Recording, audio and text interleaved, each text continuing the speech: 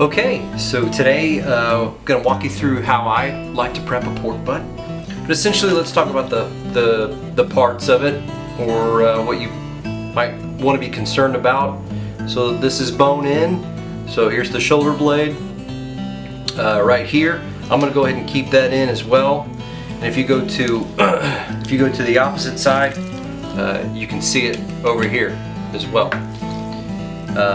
From that, you've got what they refer to as the money muscle. You can see that in the butchering process, they cut through quite a bit of it. Again, probably why I'm not going to use it for any type of competition cook, but again, just cook for a party or some friends. So let's begin. You can see this, sometimes they refer to as the false cap, right directly under. The fat cap is usually a fairly lean, but because it smokes with the protection of the fat cap, this sometimes is referred to as the bacon, and it's really good, has a really great pork flavor. Since this is exposed and we're going to smoke it, this will dry up and it'll be too lean. It's going to be chewy. So again, this is why I'm not going to use it for a competition, because I would turn in that bacon. The areas around the Y bone or the shoulder bone or the Y meat sometimes are very great, used for pole. You'll notice that these areas are particularly tender. So where to start?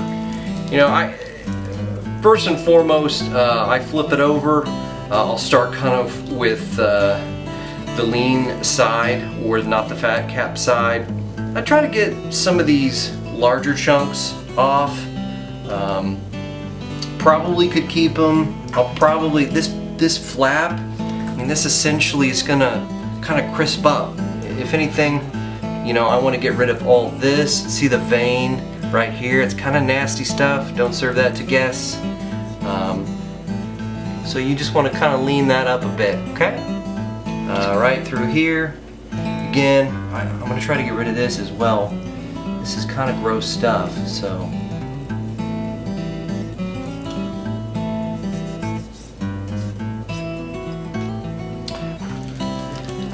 Right here, there's a very large artery that goes through here. It's gross. Cut it out. Don't serve that to your guests.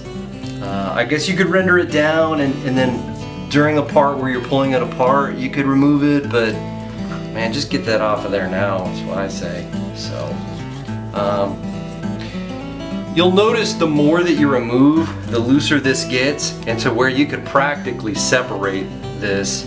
You can see just a lot of connective, kind of viscous fat is in here. You're certainly welcome to remove that.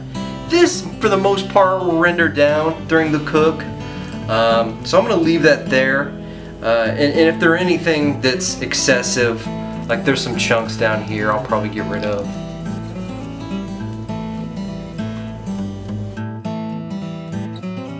Flip it back over.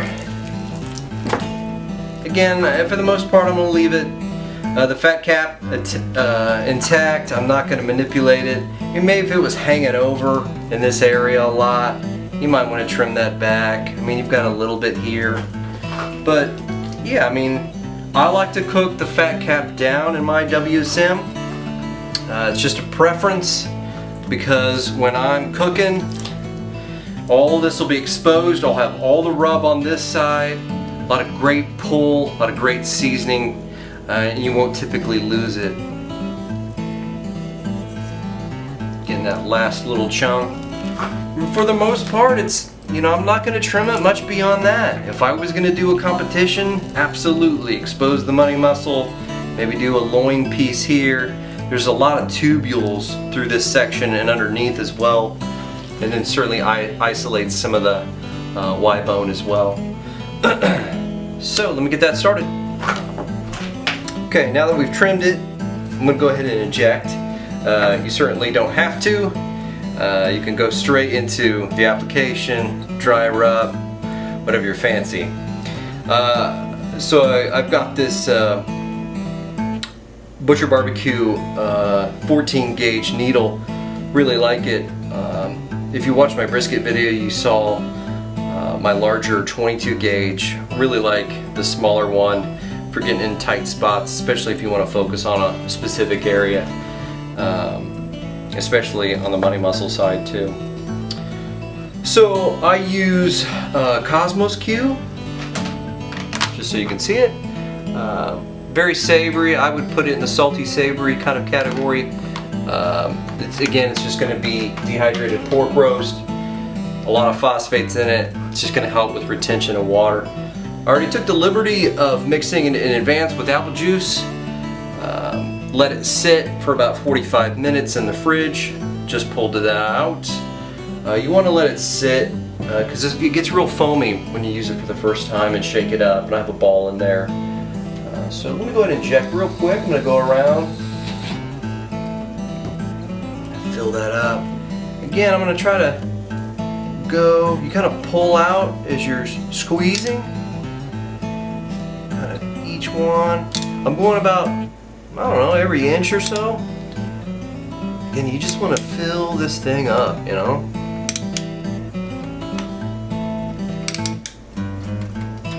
Woo! Again, I always try to keep these in these pans, because man, it can make a mess.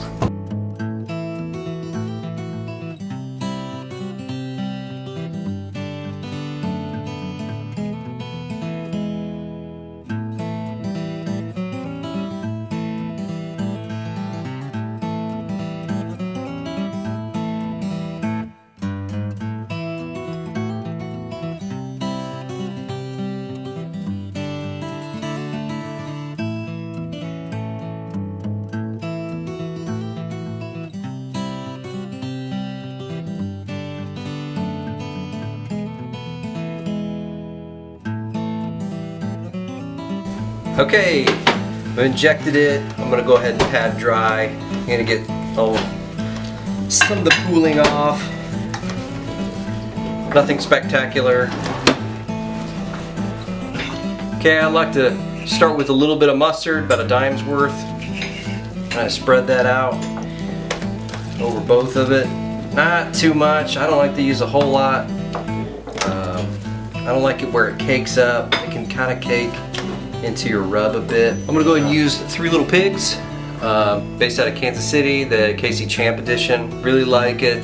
Has a lot of depth. Really good. Check it out. I'm gonna start with the fat cap first, because I'm gonna flip it over and let that sit after I put the rub on.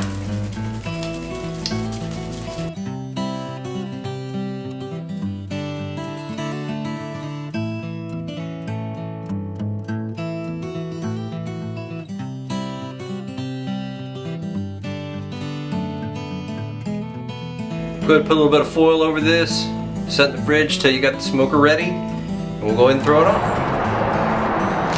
Okay, we've got our wood chunks out. We've got our 2 wax cubes, gonna light those. Let those burn out just for a little bit. We'll put my vortex plate on just as soon as this gets up. I forgot to mention I'm using a blend of pecan and peach today. Okay. Just put my vortex plate on, my hunsaker vortex plate on. I put a real quick lump of wood right in the middle underneath some white coals, and I just put that on. Gonna put the grates back in, and then we'll be putting the meat on. Got my barbecue Guru DigiQ set up. Gonna roll about 280. Got some good flow. Here we go. Just put the pork butts on. I did prep a couple of more. I'm actually doing a practice on a comp cut too. But there's the butt. Gonna put it down. We just got fired up. And let that go for a few hours. We'll take a peek. We'll need to spritz probably about every hour. Here we go. Okay, we're about an hour in. I've got it pegged in at about 280. My DigiQ. Some nice blue smoke rolling out of this. Just take a quick peek. Not bad, looking good, pretty juicy. Well, it poured out, probably for like 20 minutes, it just straight torrential downpour. I just let it roll. It did get a little bit lower on the temp. Right now it's back to 280, but I noticed it dropped down to like 266 when it was just pouring out. Look at that smoke, man. It's still rocking great with that vortex, man. Let's take a real quick peek at everything. All right, so I flipped my comp one. I'm just letting the ones, I'm gonna go ahead and spritz real quick. They start to look a little bit dry here in the back. Started at about 11:30, threw everything on. You know, we're almost 3 o'clock right now. Things are cooking real fast. The coloring is just awesome. Really nice bark. I'll go ahead and spritz it, and I'm gonna go ahead and pull that. I've also got one below I need to pull as well. Let's go look at this at the table. Okay, just pulled it. The crust looks fantastic. Scratch it with your finger. Looks really great over here. What I'm gonna do, let's get some gloves on. I'll go ahead and wrap this up, put it back on the smoker. We'll go until it gets soft, turns into butter. Okay, so it's been about a total of 5 hours. And I want to go ahead and check everything, see how they're all doing. Got my javelin here, just a second. Get this ready. I want you to kind of see this, but real just smooth as butter. You know, I got 208 right there. Yeah, 200 right there. Look at this. 204, 205, yeah. I'm gonna go ahead and pull that. Nice and buttery. All right, here we go. I'm gonna take this upstairs. All right, so I brought it back indoors. You wanna go ahead and open it up, vent it. That's gonna prevent it from cooking more. Probably wanna do this a good solid 3 or 4 minutes. You can see right off the bat, I'm gonna go ahead and try to angle this at the camera a little bit better, but see that bone just trying to squeeze right out of there, you know, and I should be able to kind of just easily pull this out, which it did. Fantastic. Okay, great color overall. Look at all the juice that's in there. You want to allow some time for this to be reabsorbed. I really like to let my butt rest for actually not a whole lot, roughly about an hour. I know a lot of people like to do more. I don't. I really don't think there's, in my opinion, you know, between hour 1 and hour 2, I really don't feel like there's a whole lot of difference. But ooh, there's a good piece. Oh yeah. So again, kind of just wanted to show you final product after you do wrap it. But overall, great cook. Was definitely north of 200, and that's where I like to be personally. I really want it to be pull ready, and you can see, check this out, try to get this up close. Just look at that, fall apart. This is the money muscle. It's just, oh, that is fantastic. Yeah, overall, cook went well. I used that new vortex plate. I felt like it really helped even the cook. You know, there's some hot spots in my smoker. They tend to be towards the back or on the sides. You know, naturally because of the water pan, but with that plate, I felt like things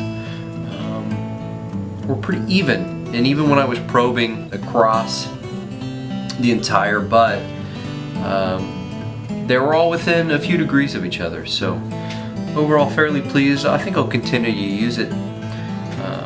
Anyways, thanks for watching this, and I hope you enjoyed it. I hope you learned something. Otherwise, thanks for watching.